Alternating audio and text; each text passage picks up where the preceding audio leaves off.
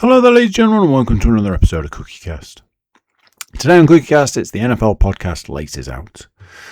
We have had playoff football last weekend, and we've got more playoff football coming this weekend. It's the last set of games before the Super Bowl, because obviously we don't acknowledge the Pro Bowl. Before we get started, please do consider like, share, subscribe and comment. Leave a review where you can leave a review. And share the podcast around. That's one that we really like. Share that podcast around. Right, let's get started. Here we go. This is CookieCast. Laces Out.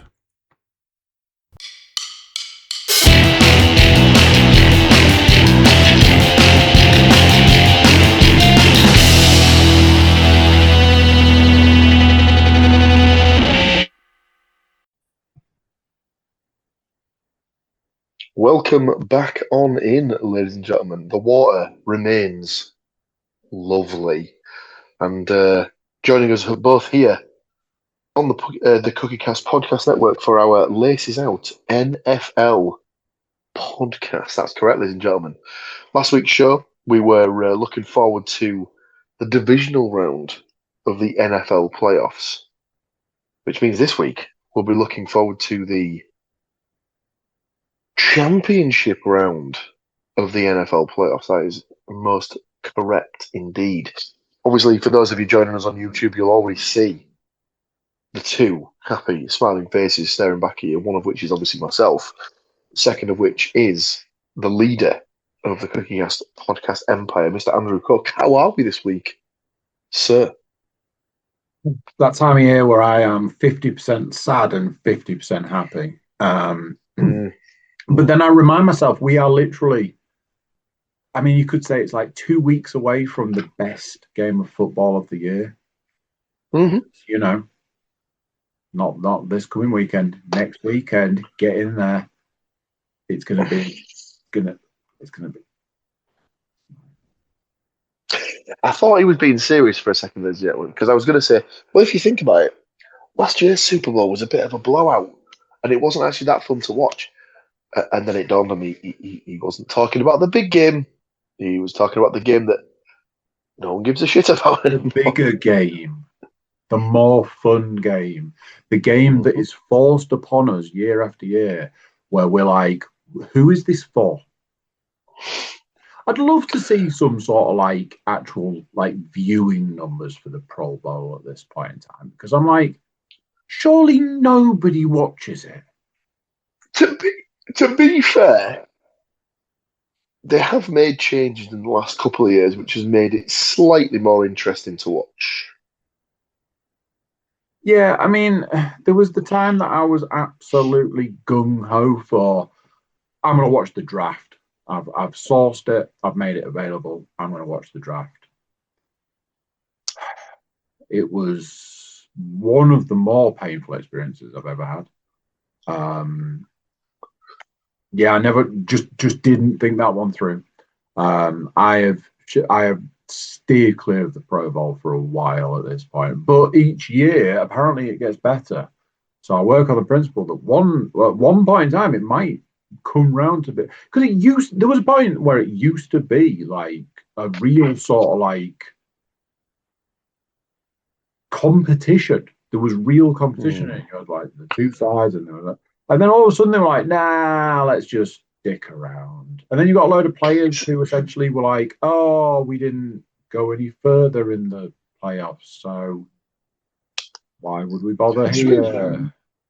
Strangely enough, one of the better ones I actually saw more of than zero was the year they played around with it, and they didn't do it AFC versus NFC.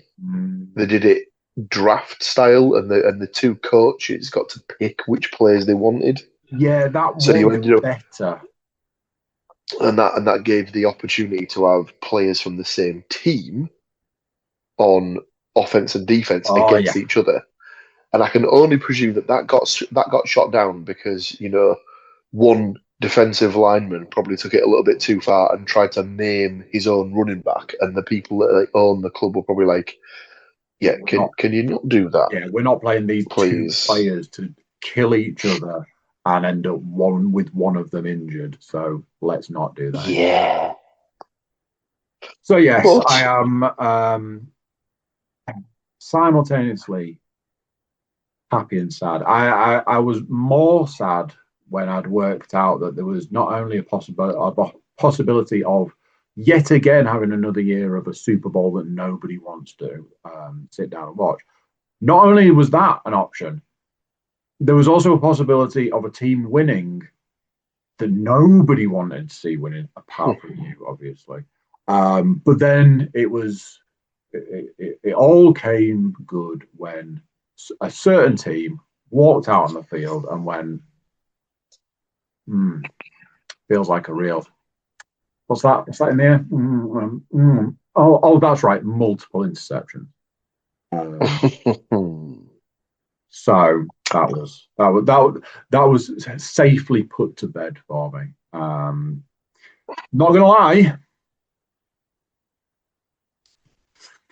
our remaining options are well, not looking. let's go through there it, is shall still we? an opportunity for a Super Bowl nobody wants to see. And oh dear Lord. Yes, let's not keep everybody in suspense. Anybody that's not been keeping up with the games will be like, wait, what?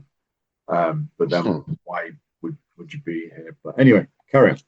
Yeah, I don't really know why you'd be listening to this particular podcast if you've not got like an interest in the NFL. But more power to you. That is true. To be fair, so 4 games in the divisional round. We started off with the Bills at the Denver Broncos, and this was the first of the 4 games that actually went to overtime. Not to say that all 4 games went to overtime. 2 of the 4 went to overtime. But this was our first. I believe it was our first overtime of the playoffs this season. I think so. Yes, I believe it was.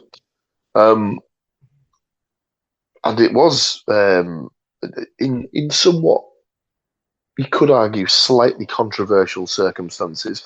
It was the Broncos that outlasted the Bills. A slightly dubious interception call. I've seen a lot of stuff where people are saying that in a game that was, played later in the week, later in the weekend, there was an interception. There was a pass that was ruled with a catch and then a down by contact, and then the ball was ripped out, and it wasn't declared an interception. And then obviously there was the Brandon Cooks incident with the reception. You've been talking down by contact. You've been talking to El Presidente, haven't you? Dave Portnoy has been on about this for the entire time. He's like, you will never tell me that one is an interception and the other isn't. The exact same. I mean, he's like, this is the problem with the reffing in the NFL. There is no consistency. One is an interception, one isn't. They're the same.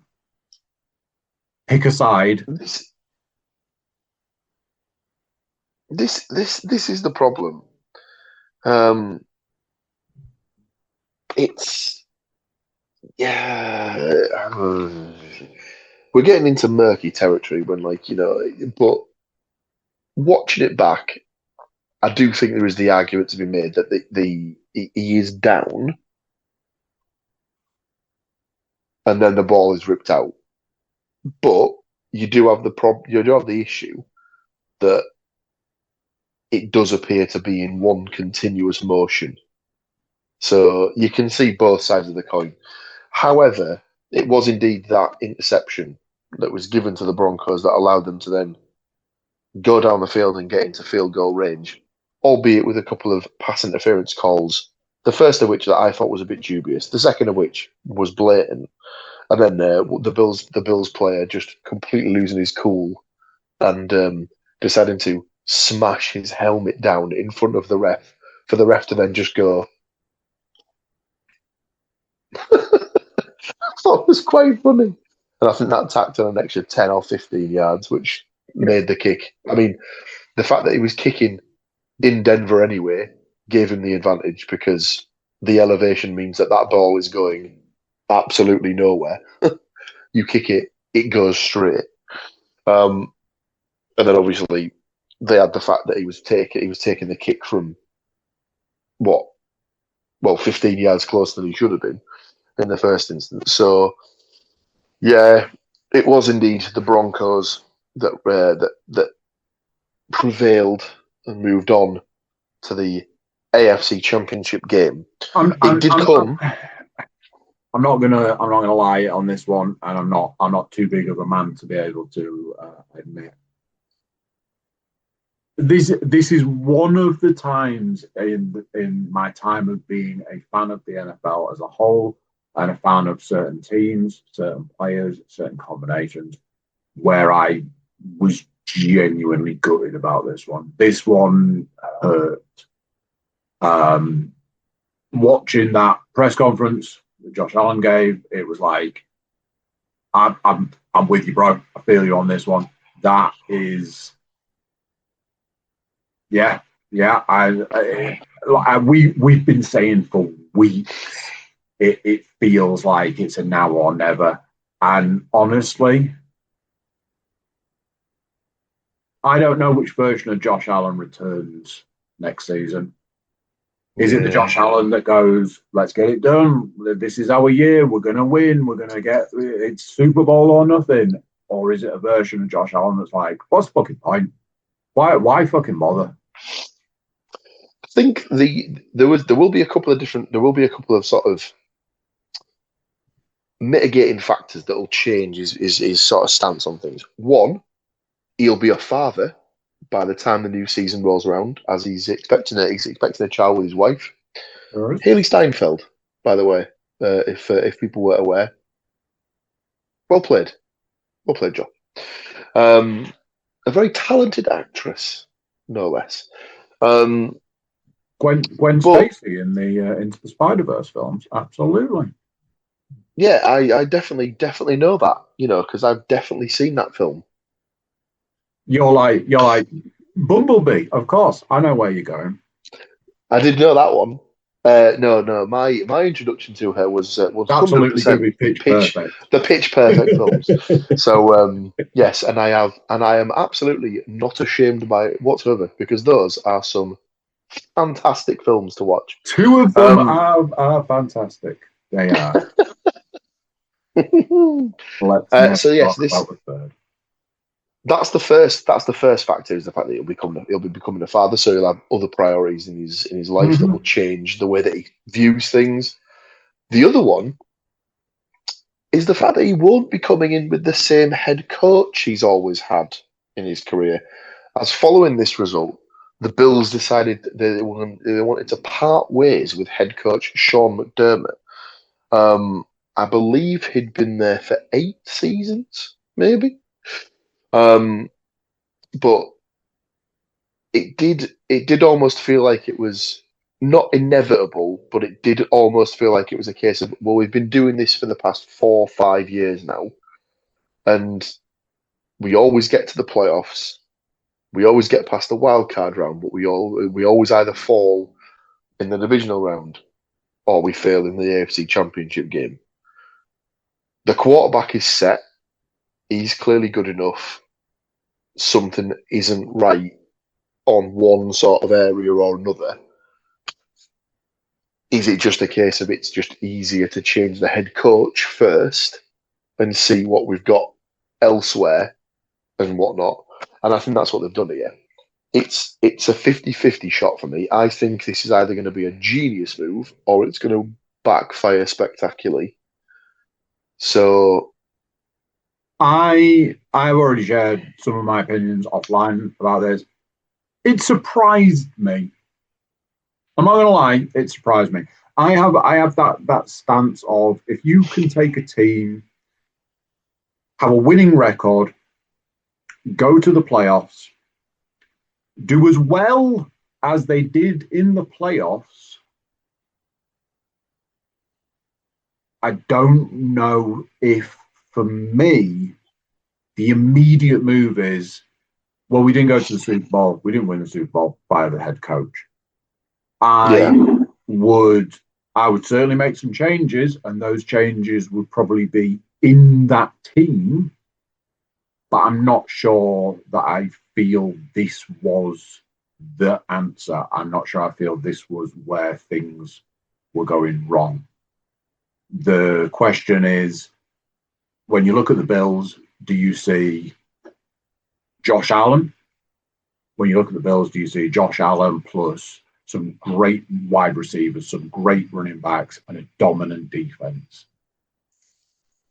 You know, to me, Josh Allen is not just the face of the Bills. He's, you know, in some games, in some circumstances, he is basically what they've got going for them. And I feel like realistically they should be building on that, not doing the knee-jerk reaction of, well, it must be his fault that we never get to the Super Bowl. Yeah. I mean, I don't know what the answer is really. It's just, I suppose you can only judge it when they bring in the next head coach. And I did see something today that it was one of those memes, and I think it's one of the guys like looking a bit like longingly at something. And it was John Harbaugh taking the Giants gig after, and then seeing that Sean McDermott's just been let go by the Bills. The Bills coaching job come up and being like, oh no. But I wouldn't be surprised if there are a few people who've taken head coaching positions and now are thinking, oh man, could I have just held out for another week? It's an interesting one. I don't really know who's out there as like a sort of a proven quantity. I mean, they might not want to go that route. They might want to go that route anyway. They might want to go with an unproven guy and like sort of like change the culture, get some sort of, I don't know, new ideas in there. But we'll see. Anyway, let's not talk about the Bills any longer because they are not in the playoffs anymore. The Broncos are, but this did come at a price for the Broncos, as apparently on they think, they can't be certain, but they think the play to set up the game-winning field goal, Bo Nix, when taking the slide to get the position for the field goal to be taken, I don't know if he slid awkwardly, slid incorrectly, whatever he's done, broke a bone in his ankle, and is done for the rest of the season. Oh dear. So that leaves the Broncos in the AFC Championship game, but without their starting quarterback. That means they will be relying on their quarterback, the backup quarterback, Jared Stidham, who hasn't thrown a pass in the NFL for 2 years. Okay. So we will see. We will monitor that one very, very closely. I would be at this point very surprised if they don't bring in another quarterback. Apparently, they have already re-signed. They already have. They have already re-signed Ben DiNucci. I don't know what you're thinking. Oh, good Lord. Who? Yeah. I believe he started a game for the Cowboys once. Yeah, I mean, it's looking out there at that desolate wasteland of all the available quarterbacks at this point in the season going, shit. Now, this is going to come up later in the podcast when we get to, I don't know, the predictions perhaps. But I've got a little bit of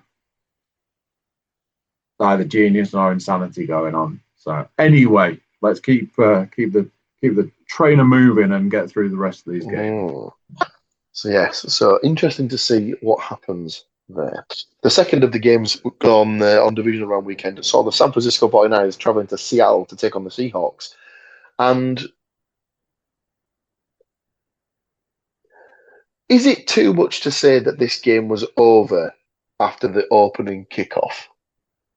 98-yard kick return for a touchdown? No, I don't think that was the case because the 49ers didn't score a touchdown in the. Let me just get the. I'll just get the score. I'll just get the score of just for anyone that's interested. The question is obviously people know there's another game that went to overtime in the division round. Was it this one? Well, considering that the Seahawks scored 41 points They did. and the San Francisco 49ers scored 6 points. Tells you all you need to know, really. This was brutal. It's one the of least. the worst. Just.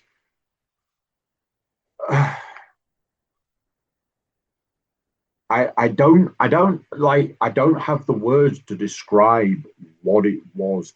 I don't know if I have ever seen a team that dominant at that level against another team. And I will always give this caveat. The 49ers can never be more banged, beaten, and bruised than ever they are. They are constantly in the worst position they can ever be. It's as simple as that. At all times, they are basically held together with glue and bubblegum. So, as a team, for them to get that far into the playoffs, you've got to give them their credit. But holy shit balls! I'm again. I don't want to get too far ahead of myself in this one, but let's just say I may have been into the wardrobe recently to just have a little look and see what options I have for a couple of weeks' time, and I think we might be covered. It's all right. Anyway, I just that team. My God, think of you, just chef's kiss after chef's kiss. Even down to some of the interception, like some of the defensive plays, just every facet of that team was firing on all cylinders. And wow. Mwah. At this point, it would be concerning to me if I was any other team not named the Seattle Seahawks, as they look frighteningly good on defense, but obviously they're also able to get it done on the offensive side of the ball as well. There were slight question marks about the oblique injury that Sam Darnold had. He wasn't supposed to play, was he? Up to game time, they were talking about putting other people in. And no, I think it was one of these ones where it'd come up. He'd appeared on the injury report that he had this oblique injury, but he'd said all along that it wasn't something that was concerning to him. It was it's not something that's bad. It's not something that's going to stop me from playing. It's more like if you were to assess it, it's more than likely it's trending more towards 0% chance that I don't actually that I do play. He phrased it in a really weird way, but it was one of the ones where it would have been easier for him to say something along the lines of, it's one of those. There's no chance. It's like this hurts. Do you think it'll stop you playing at the weekend? No. Okay, there we go. So, yes, Seattle Seahawks move on. San Francisco 49ers go home and probably need to, think about, I don't know, mothballing that electrical substation. That's for another time, though. So, we move on to the final two games. We had the Texans at the Patriots, and oh, good Lord, I think I said on last week's podcast, I don't think it's possible for CJ Stroud to play as badly as he did in the wildcard round. And he didn't. He didn't play as badly as he did in the wildcard round. He played even worse. Infinitely worse. Now, here's the thing about this game. I said to the stats mistress at the time, I was like, if this was any other game, if this was any regular season game, he'd have been benched. And he'd have been benched early. There is one reason that man did not ride the bench for the rest of that game, and it was because of the fact where it was in the playoffs. I'd have still been tempted to stick him on that bench and leave him. I'd have been tempted to tell him to get himself back to the locker room. My word. Talk about out of your depth. He looked like a fish out of water. It looked like just a case of, what the fuck am I doing here? And that's really how you want to lead your team in a playoff game. Not good, ladies and gentlemen. I will say this. The Patriots didn't exactly look brilliant in that game.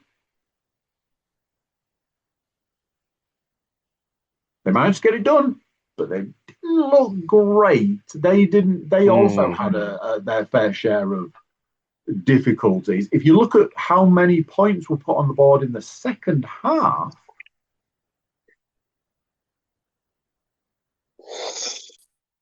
hashtag just saying, bro. Concerned would be my overriding emotion from that particular side of the NFL. AFC doesn't look compelling, shall we say, going into Championship Sunday. So that just leaves us with the one game remaining, which was the Rams at the Chicago Bears. And this one was, other than the Bills-Broncos game, this was the closest game of the lot. This is the second game, in fact, that went to overtime. Caleb Williams played out of his skin, by all accounts, and the Bears found themselves 7 points down with about 30 seconds left in the final quarter, and he threw an outrageous, ball to the back corner of the end zone to tie it up. Went to overtime. I believe he threw a pick, and that's when the Rams took over, went down the field, kicked the game-winning field goal to advance 20-17. Decent game. Annoyingly, it's the one game I've seen the least of.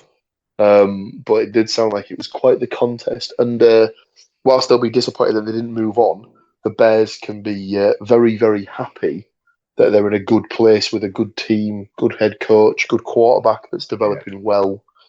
And you'd like to think they've got good stuff to sort of kick on and be a force to be reckoned with for years to come.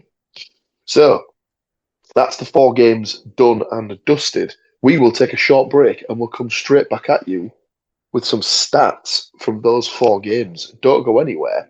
We will be right back.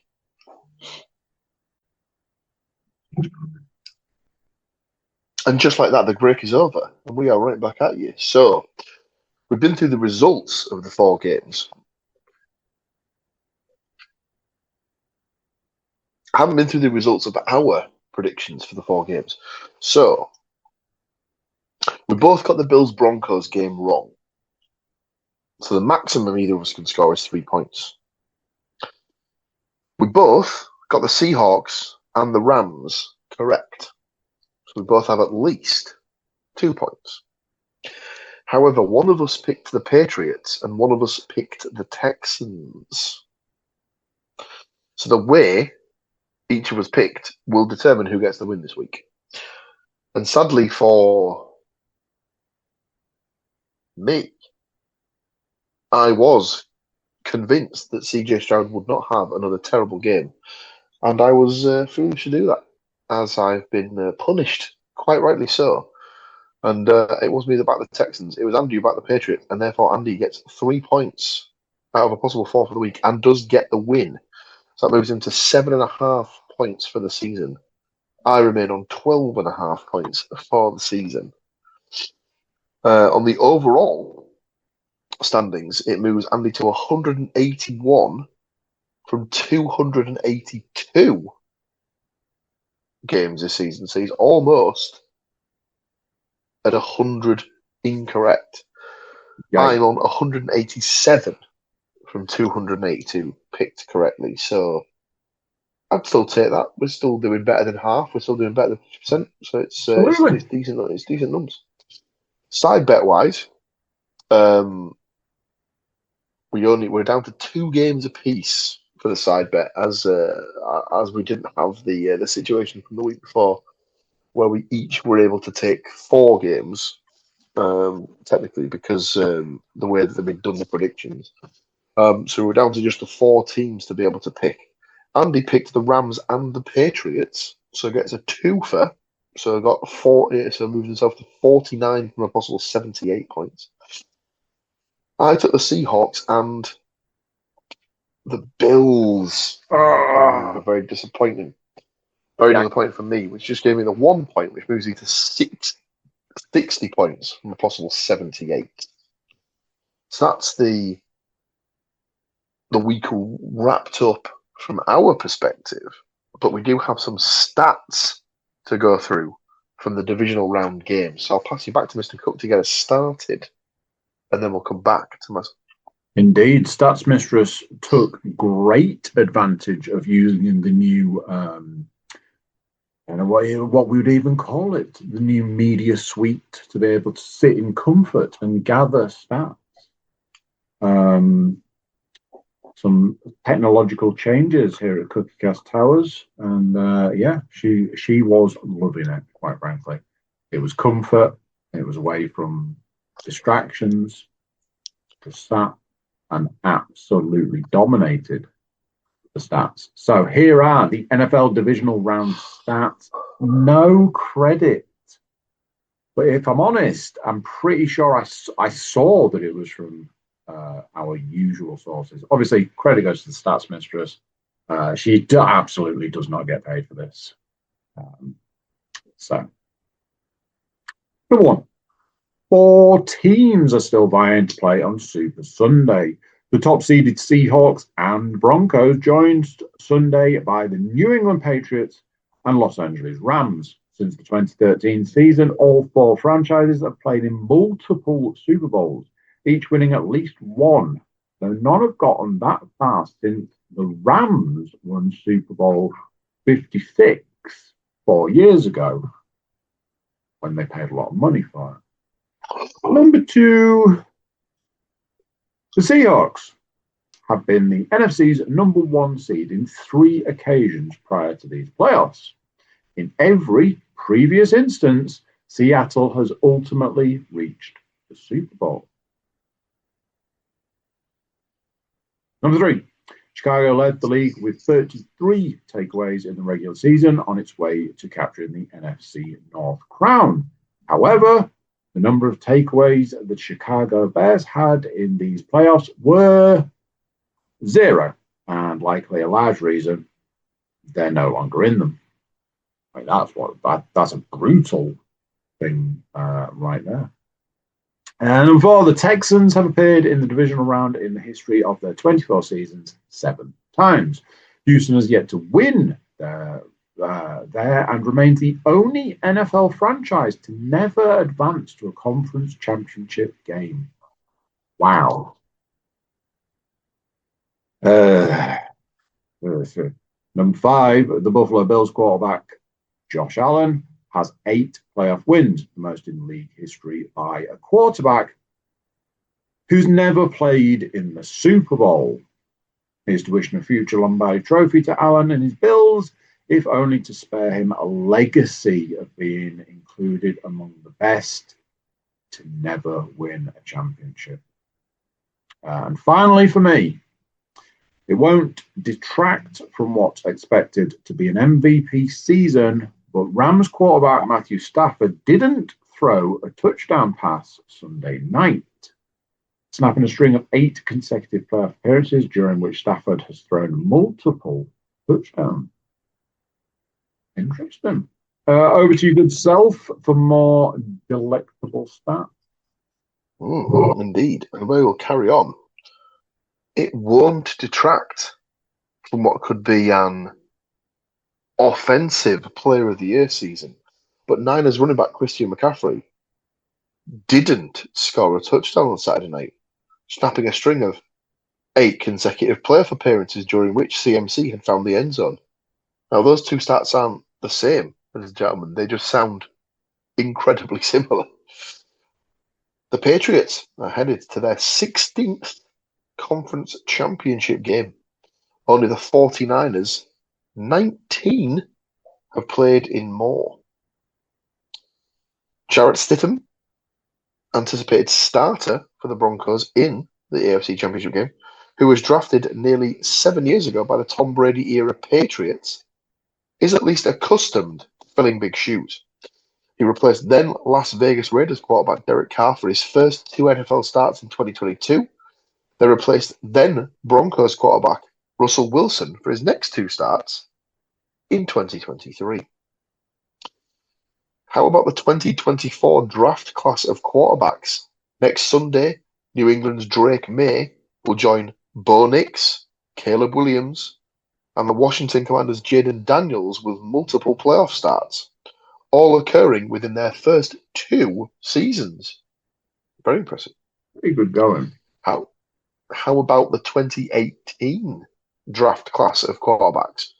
Remarkably, Seattle's Sam Darnold, drafted 3rd overall by the Jets 8 years ago, could be its first to reach the Super Bowl, even though Josh Allen, Lamar Jackson, and Baker Mayfield have enjoyed far more personal success to date rather than Darnold, who's currently with his 5th team. Only Matthew Stafford, remember when his Detroit Lions lost to the Jets 48-17 in Darnold's 28 debut, has won a Super Bowl amongst the 4 remaining quarterbacks who are expected to start next weekend. And the final stat of the week. So let's enjoy this infusion of new blood, Stafford notwithstanding. The upcoming championship weekend set to be the first in 15 years, devoid of Brady and or Kansas City's Patrick Mahomes, who is missing his first AFC title game since becoming the Chiefs quarterback 1 in 2018. There was a time for a Freudian slip there. Hello, Freud. Yeah, just hold 1 second. I'll just get him for you.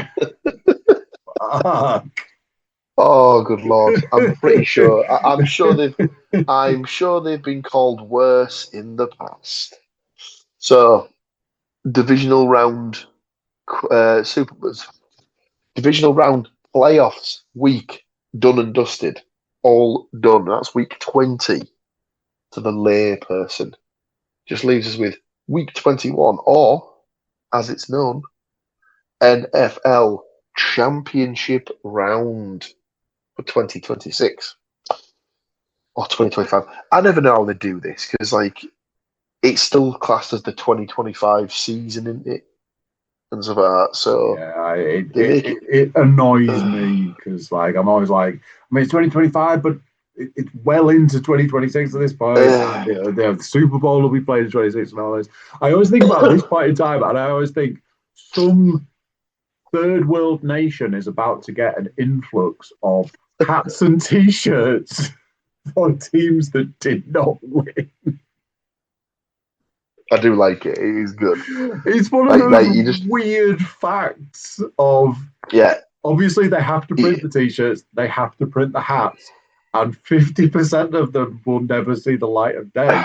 But they donate them to charities who then send them overseas so that they're never seen in countries that. Which, let's be honest, is good rather than just going straight in the incinerator, because they're perfectly wearable T-shirts. Yeah. They just mean nothing. Yeah. But obviously, like you say, tribes in Africa and whatnot don't know that the Detroit Lions didn't win the NFC Championship. 2 years ago, whenever it was, that 49ers beat him in the title game.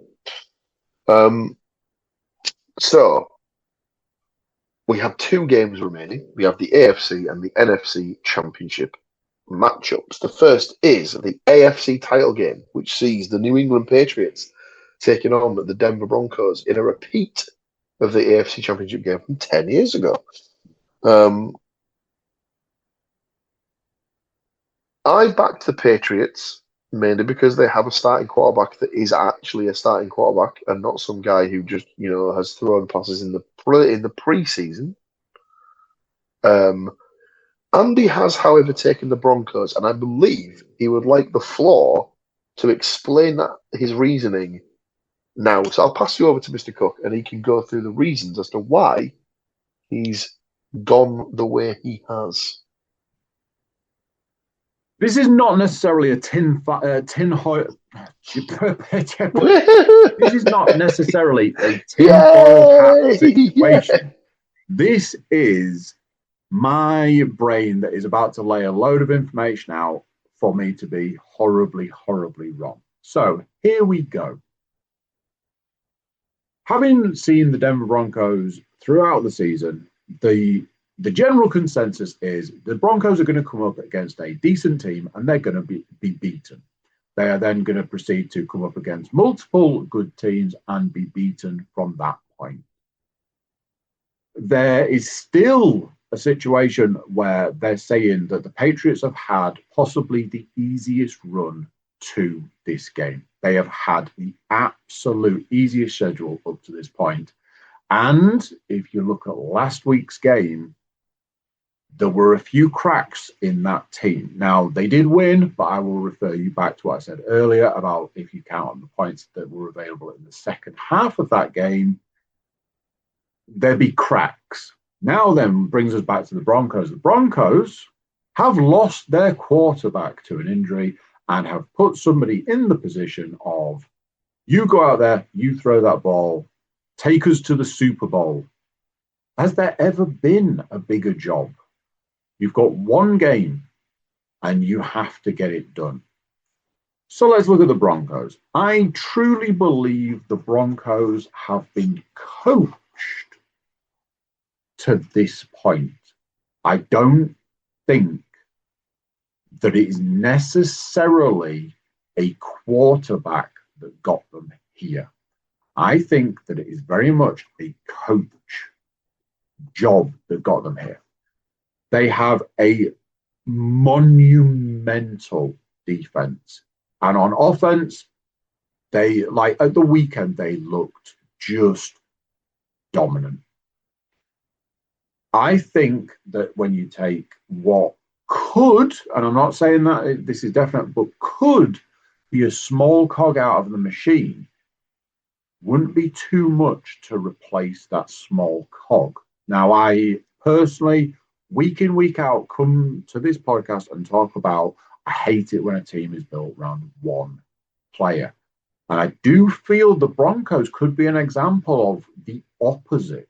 It does feel like they are a team that is built around these players are good in this area, these players are good in this area, this defense is great, these wide receivers, these running backs, and a good, supposedly, quarterback. I think if you take one piece out, you are still left with a top-tier team. Putting that top-tier team with a small crack up against the Patriots, who started to show a few too many cracks at the weekend, and now get your tinfoil hat out real quick while I go, I honestly believe that earlier in the season, the NFL decided that it was the year for the Broncos to go to the Super Bowl, and I don't think that they're going to change their mind on that now. I think that this has been written in the stars or on a script somewhere, and I believe that for whatever reason, whether it's just good playing, good sportsmanship, good refereeing, or whatever, I think the Broncos were always going to go through. Now, when the Patriots absolutely decimate them at the weekend, I will be here next week going, well, it's like I was full of shit. I feel the factors that would necessarily say they're not going to get it done maybe don't exist for this one. I think in other situations, in other areas, and other whatevers, let's not forget we've got another game to talk about, which I'm sure I've got plenty to say on. Anyway, I knew that there was no question you were going to pick the Patriots of this game. absolutely no question, and I support your decision. Didn't change the way I was going to go with this because I think, for whatever reason, tinfoil hat or not needed, I think the Broncos are going to go through, and I think there'll be a lot of questions about should they have. That is just my opinion. And fair enough. And then it's absolutely your opinion to have. One thing I will say is, do you remember back at the start of the season that you wrote something down and put it in an envelope and then said you'd get to the end of the season and you wouldn't remember where that envelope is? I know where the envelope is, and I don't think you want me to open that envelope. Let's put it that way, because it alluded to something from a fantasy season that has now been and gone. Oh no! Oh yes. I predicted the outcome of a certain fantasy season that I see. Did not go a certain way. I see. Do we open it as part of the Super Bowl celebration podcast? Yeah. I think we should. It is behind me. Well, we'll leave that as a teaser. It's not buried in the garden at this point in time, but maybe. Well, we'll leave that as a teaser for a couple of weeks' time when we go through our predictions for the big game. So it actually leaves us with the Rams at the Seahawks for the other remaining position in the Super Bowl, or as it's known, the NFC Championship game. I was going to say no surprises here, but we've both taken Seahawks. But there might be some surprise. I'm surprised from some people.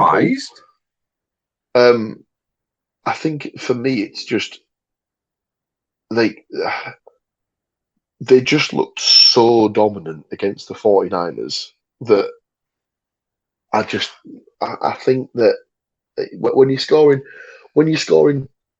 touchdowns off kickoffs, and honestly,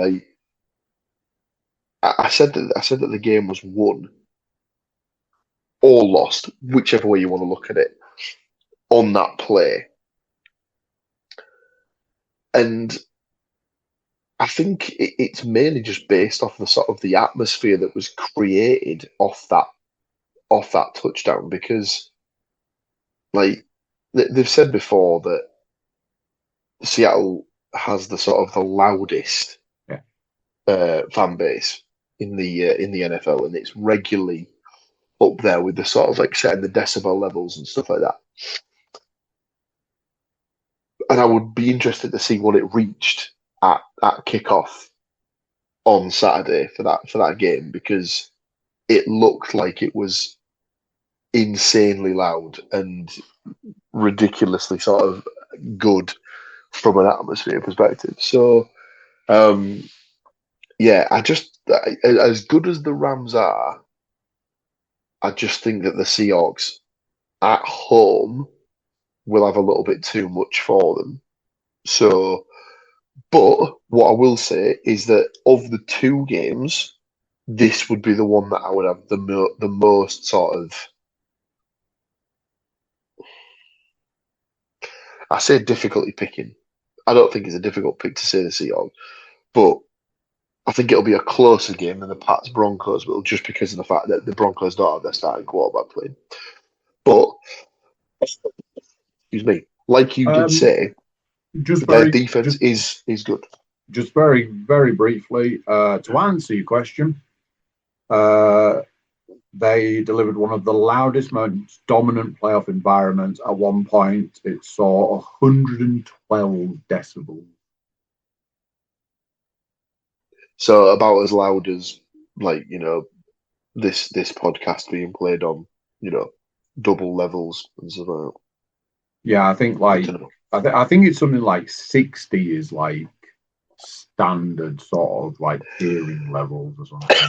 Well, all I'll say is that I have in the past couple of weeks, when I've been drying my hands in the toilets at work, have received a notification from my watch that the decibel levels are too high. Too high.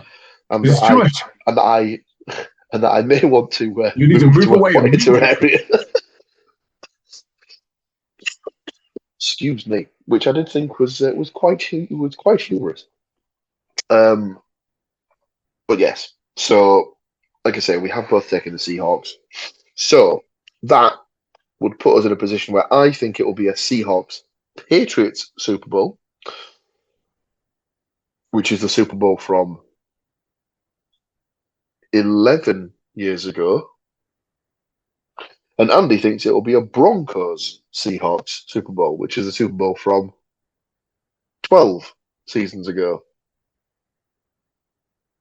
So there we have it. It's at this point that we have to decide which team we want each for the side bet. So again, as you are behind in the overall standings, but technically you did win last week. Because you're behind in the standings, I will give you the opportunity to take first dibs, or you can have me take first dibs. It's one of those things. It's almost unfair in some ways, because I will just take the Seahawks. I've been saying all season that this version of the Seahawks has literally could not have gone more under the radar up to last weekend. It couldn't have gone more under the radar. It just turned up, win a game, go home. Turn up, win a game, go home, and nobody look at us while we do it. It was time to make a statement at the weekend, and that statement was, we'll see you in the Super Bowl, and we'll probably see you when we hold that trophy high in the air, because my word. Now, what I will say is this: a quarterbackless Broncos, a crack starting to show Patriots, I would say, although the Rams are where they are at this point in time and where they're going at this point in time, I just think that they're not quite as good as they were when they were buying themselves a Super Bowl. Of the three other teams, none of them come close to that version of the Seahawks. That Seahawks team is wild. And I think from this point on, it's probably just going to be plain sailing for them. So I, unfortunately for you, will take the Seahawks. When we come back next week and both of us are like, the fuck? That's a different conversation, because ultimately it will put me in a position that I find myself in all too many times these days where I have to go, oh, for fuck's sake, another Super Bowl that I really don't want to have to sit through. Whoever wins, we lose. So Andy has the Seahawks as his side bet pick. I therefore have taken the Patriots as mine. So all that leaves us to do really is the bet. Now, obviously, we normally would pick an outsider and a banker. Given that there are only two games, we can't really do that. So we're going to have to get a bit creative. And I will open Sky Bet, as that's the account that I have funds in. And I will go to the American football bets. I will give you the odds, and we will come up with a bet based off some of the odds. So, just straight up, I'd like to know what the bookies have this down as. so if you had to guess,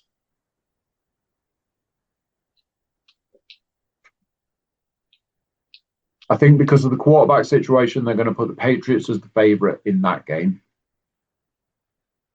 And I think purely off the back of last week, they'll put the Seahawks as a favourite in the other game. The only thing that I think might change that is that they would look at the Rams being a more recent Super Bowl winner to maybe notch them ahead. But seeding wise, there are like one seeds there. So would that not trump in some ways? So you are correct in that the Patriots and the Seahawks are respective favourites. So the Patriots are 4-11 to win the game. Yeah, The Broncos you can get as high as 9-4. yeah. So that's just a shade over 2-1 at home in the AFC Championship game.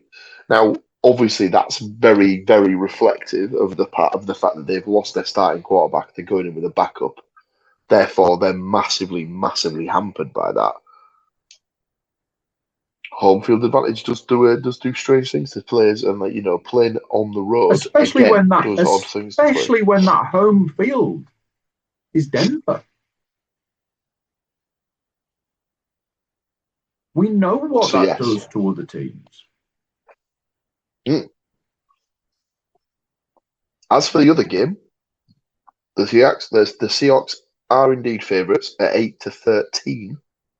You can get the Rams at 5-4. So we can either go straight up and pick a team from each side, or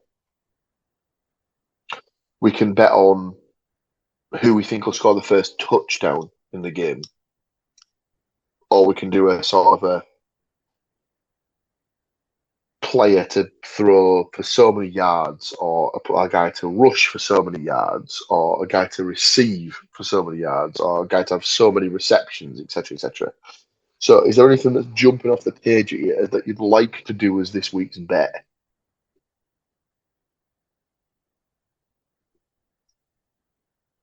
Part of me wanted to do a little like where we edged our bets, where we took the Seahawks, Mm-hmm.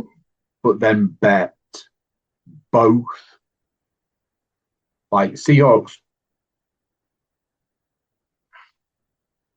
So the Seahawks to win and the Broncos to win, and the Seahawks to win and the Patriots to win. The problem being there is that when the Rams beat the Seahawks, both bets are void.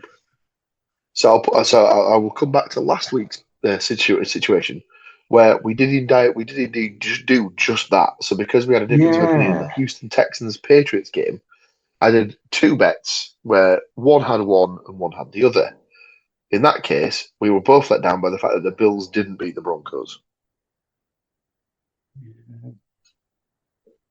I mean, the thing that the first one that is jumping out at me is Seahawks to score first Okay. in the Rams Seahawks. I would have the Seahawks scoring first, but I don't really know what that does.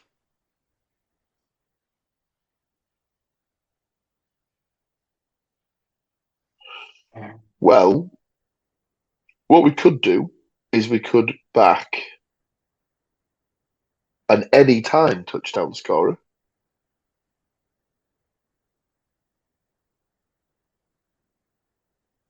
And maybe pick someone that's not one of the more favorited people. So, for example, in the Seahawks Rams game, you can get 4-7 on Kenneth Walker to score anytime. Even money for Jackson Smith and Jigba to score anytime. 6-5 for both Devontae Adams and Puka Nakua. I was going to say To score Puka has anytime. got to be an option. The one that I'd be looking at here is Cooper Kupp at 11-4. Playing against his old side, in which he won the Super Bowl and the MVP, Yeah, no less. yeah. You've got Rashid Shaheed 7-2 for any time touchdown. The only problem with that is I don't think that counts unless he scores it on offense. Because obviously he had the kickoff return touchdown, but I don't know if that goes down as a Seahawks defense I was going to say that'll technically touchdown. be a defensive touchdown, wouldn't it? So Seattle's defense to score a touchdown is 13-2. The LA Rams defense is 10-1.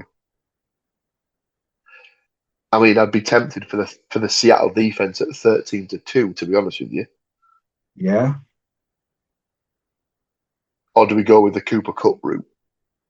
I like the Cooper Cup. That's one right there, Okay. because you know that every sports announcer wants to be blowing the the things that they're gonna be able to say off the back of that. So that feels like NFL stats all over the place. They'll be able to throw out how many players have scored against their old team that went to a Super Bowl on a Wednesday in the middle of a drought with the moon in retrograde. You know, they love a good, just utter made up stat. So they will absolutely love to be able to say scoring on the team that he played for. Yeah, I like that.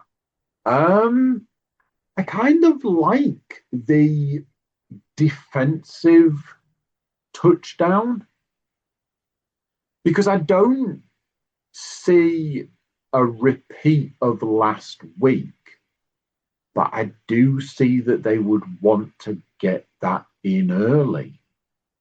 So there's a part of me that's like, from a Seahawks perspective, you are literally like, let's just do it again. We've got this game to go. We go to the Super Bowl. We dominate. We're done. Everybody has that mindset. Everybody's thinking, let's get it done at the beginning. Let's get it out of the way. Let's get it done. Part of me's like, why wouldn't they try for it? Why wouldn't they go for it? Mm-hmm. I like the defensive touchdown option. Well, let's just say if we say that we're going with the Cooper Cup one for now, and then I'll go back and I'll put the defensive one in as a secondary option.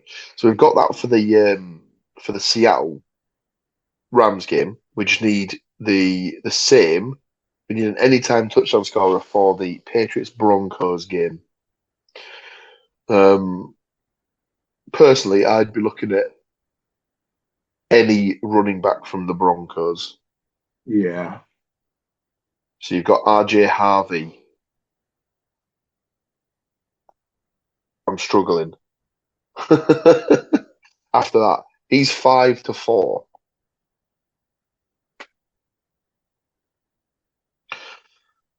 You can get 4-1 on Jarrett Stidham, but all I'll say is that I don't think there's a chance that he's running anything that's not full protection, because if he's injured, they are absolutely screwed. Yeah. So they need to keep him away from any sort of dangerous play. My money says he hands the ball off 98% of the time. Mm-hmm. Literally every play is turn, hand the ball to someone, and get the fuck out of there. Can I make a suggestion that we have the Denver defense here as an anytime touchdown scorer? Yeah, absolutely. At 7-1. Oh, absolutely. So, if we have Cooper Cup and the Denver defense as an anytime touchdown scorer, we have odds of 29-1. Ooh. If I swap out Cooper Cup and put in the Seattle defense, that boosts the odds to 59-1. I think we know what we're doing, lads. Bold. I'm in. So that's your bet. So we have £1 on at odds of 59-1 that both the Denver defense and the Seattle defense score a touchdown at any point in both of the games. And that, ladies and gentlemen, wraps the week up, puts a nice little bow on it, and sends us off into the sunset. All that's left for me to do is thank that gentleman right there for joining me to go through this particular set of games for you, ladies and gentlemen. Come back next week where we'll do it all over again, and we'll be looking forward to the Pro Bowl, but not really. So yes, thank you as always for listening. Join us again next week. If this is if this is your first time here, thank you very much. If you also like wrestling, football, Formula One, men talking about things, we have got everything you could ever want as part of the back catalogue. So treat yourself. Have a little look through there. You might find your new podcast to listen to whilst you work. There'll definitely be something in there. Trust me. So it's goodbye from us, and we will see you next week to go through the NFL's championship games from 2026. Until then, it's tatty bye for now. So there you go. What do you think of that? Another one done. Another one gone. Exciting times to come. Oh, it's a sad time and a happy time all at the same time. Big thank you for watching. Big thank you for listening. Big thank you for being here. Before you leave us, please do consider like, share, subscribe and comment. Leave a review where you can leave a review. Check out the website, thecookiecast.com. There we have social media links and an email button, and that way you can get in touch with us. That's all for this one. Until next time, I'm going to say bye, and I'll see you then. Thank you for listening to CookieCast. Please make sure to like, share and subscribe.